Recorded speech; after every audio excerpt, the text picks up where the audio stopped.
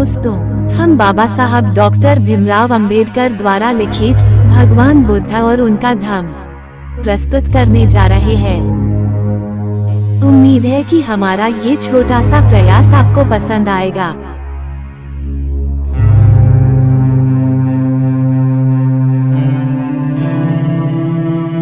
नमो शाक्यमुनि बुधाय। भगवान बुद्ध और उनका धम्म, भाग पहला, वीडियो क्रमांक 17। आइए इस वीडियो में देखते हैं विदाई के शब्द।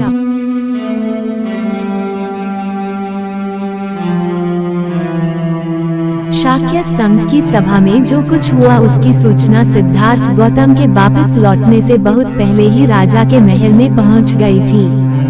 घर पहुंचने पर सिद्धार्थ गौतम ने देखा कि उसके माता पिता बहुत दुखी हैं और रो रहे हैं। शुद्धोधन ने कहा, हम युद्ध के दुष्परिणामों की चर्चा किया करते थे, लेकिन मैं नहीं जानता था कि तुम इस सीमा तक चले जाओगे। सिद्धार्थ का उत्तर था, मैंने भी नहीं सोचा था कि ऐसी स्थिति आ पहुंचेगी। मैं समझता था कि समझाने से शाक्य शांति के समर्थक बन जाएंगे, किंतु दुर्भाग्य से सैनिक अधिकारियों ने लोगों को इतना उत्तेजित कर दिया था कि मेरी बातों का उन पर कोई प्रभाव न पड़ा। लेकिन मैं आशा करता हूँ कि इतना तो आप समझते ही होंगे कि मैंने कैसे परिस्थिति को अधिक बिगड़ने से बचा लिया। मैं सत्य और न्याय के पथ से विचलित नहीं हुआ और सत्य और न्याय का आग्रह करने का जो भी दंड था मैंने उसे अपने ही सिर पर ले लिया। लेकिन शुद्धोधन इससे संतुष्ट नहीं था। बोला, तुमने ये नहीं सोचा कि इससे हमारे सिर पर क्या बीतेगी।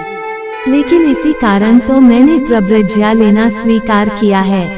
जरा सोचो तो सही, यदि शाक्यों ने सारे खेत जब्त करने की आज्ञा दे दी होती तो इसका क्या दुष्परिणाम हुआ होता। लेकिन तुम्हारे बिना हम इन खेतों को रखकर क्या करेंगे। शुद्धोधन बोला, सारा परिवार ही शाक्य जनपद का परित्याग कर देश से बाहर क्यों न चल दे। रोती हुई प्रजापति गौतमी भी सहमत थी। बोली, तुम हम सबको इस प्रकार छोड़कर अकेले कैसे जा सकते हो। सिद्धार्थ ने सांत्वना दी, माँ, क्या तुमने हमेशा क्षत्ररानी होने का दावा नहीं किया। क्या यह ऐसा ही नहीं है। तुम्हें वीरता का त्याग नहीं करना चाहिए। इस प्रकार दुखी होना तुम्हारे लिए अशोभनीय है। यदि मैं युद्ध भूमि में गया होता और वहां जाकर मर गया होता तो तुम क्या करती। क्या तब भी तुम इसी प्रकार दुखी हुई होती। गौतमी बोली, नहीं, ये तो एक क्षत्रिय के योग्य होता। लेकिन अब तुम लोगों से दूर जंगल में जंगली जानवरों के साथ रहने जा रहे हो। हम यहाँ शांत कैसे रह सकते हैं। मैं यही कहती हूँ कि तुम हमें भी साथ ले चलो। सिद्धार्थ ने प्रश्न किया, मैं तुम सबको कैसे साथ ले चल सकता हूँ। नंद केवल एक बच्चा है। मेरे पुत्र राहुल का अभी जन्म ही हुआ है। क्या तुम इन्हें छोड़कर मेरे साथ आ सकती हो। गौतमी को संतोष न हुआ। उसका कहना था, हम सब शाक्यों का देश छोड़कर कौशल नरेश की अधीनता में रहने के लिए कौशल जनपद में जा सकते हैं। सिद्धार्थ ने आपत्ति की, लेकिन माँ, शाक्य क्या कहेंगे। क्या वे इसे देशद्रोह न समझेंगे। फिर मैंने वचन दिया है कि मैं वचन या कर्म से कोई ऐसी बात न कहूँगा, न करूँगा कि जिससे कौशल नरेश को मेरी प्रब्रज्या का यथार्थ कारण ज्ञात हो सके।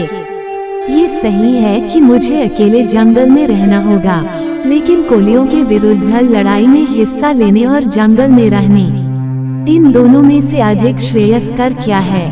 इस बीच शुद्धोधन ने प्रश्न किया, लेकिन इतनी जल्दी किस लिए। शाक्य संघ ने अभी कुछ समय के लिए लड़ाई को स्थगित कर दिया है। हो सकता है कि युद्ध कभी छिड़े ही नहीं। तुम अपनी प्रब्रज्या भी क्यों स्थगित नहीं करते। हो सकता है कि शाक्य संघ तुम्हें यहाँ बने रहने की ही अनुमति दे दे। सिद्धार्थ को यह विचार सर्वथा नापसंद था, इसलिए उसने कहा, क्योंकि मैंने प्रव्रजित हो जाने का वचन दिया इसलिए शाक्य संघ ने अभी कोलियों के विरुद्ध युद्ध छेड़ना स्थगित किया है। ये भी संभव है कि मेरे प्रव्रज्या ग्रहण कर लेने पर शाक्य संघ अपनी युद्ध की घोषणा को वापस ले ले। किंतु ये सब कुछ मेरे पहले प्रव्रज्या ले लेने पर ही निर्भर करता है। मैंने वचन दिया है और मुझे उसे अवश्य पूरा करना चाहिए। वचन भंग का बड़ा बुरा परिणाम हो सकता है, हमारे लिए भी और शांति पक्ष के लिए भी। माँ, अब मेरे मार्ग में बाधक न बनो, मुझे आशा दो और अपना आशीर्वाद। जो कुछ हो रहा है अच्छे के लिए ही हो रहा है। गौतमी और शुद्धोदन मूक थे। तब सिद्धार्थ यशोधरा के कमरे में पहुँचे। उसे देखकर सिद्धार्थ के मुंह से वचन नहीं निकला।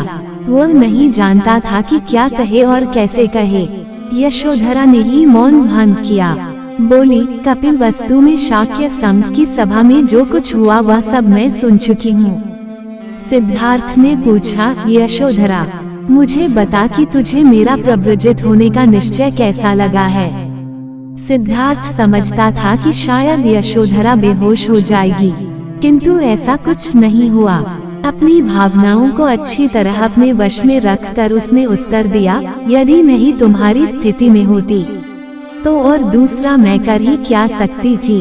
निश्चय से मैं कोलियों के विरुद्ध छेड़े जाने वाले युद्ध में हिस्सा नहीं ले सकती थी। तुम्हारा निर्णय ठीक है, तुम्हें मेरी अनुमति और समर्थन प्राप्त है। मैं भी तुम्हारे साथ प्रव्रजित हो जाती। यदि मैं नहीं हो रही हूँ तो इसका मात्र यही कारण है कि मुझे राहुल का पालन पोषण करना है। अच्छा होता यदि ऐसा न हुआ होता, लेकिन हमें वीरतापूर्वक स्थिति का मुकाबला करना चाहिए। अपने माता पिता तथा पुत्र की चिंता न करना। मैं जब तक जीऊंगी उनकी देखभाल करूंगी। अब मैं इतना ही चाहती हूँ कि अपने प्रिय संबंधियों को छोड़ छाड़ कर जो तुम प्रव्रजित होने जा रहे हो, तुम किसी ऐसे नए पथ का आविष्कार कर सको जो मानवता के लिए कल्याणकारी हो। सिद्धार्थ यशोधरा से बड़ा प्रभावित हुआ। इससे पहले उसने कभी नहीं जाना थी कि यशोधरा इतनी दृढ़ थी, इतने वीर भाव से समन्वित थी और इतनी अधिक उदाराशया थी। आज ही उसे पता लगा कि वह कितना भाग्यवान था कि उसे यशोधरा जैसी पत्नी मिली थी। आज भाग्य ने दोनों को पृथक पृथक कर दिया था। उसने उसे राहुल को लाने को कहा। एक पिता की वात्सल्यपूर्ण दृष्टि डालकर वह वहां से विदा हो गया।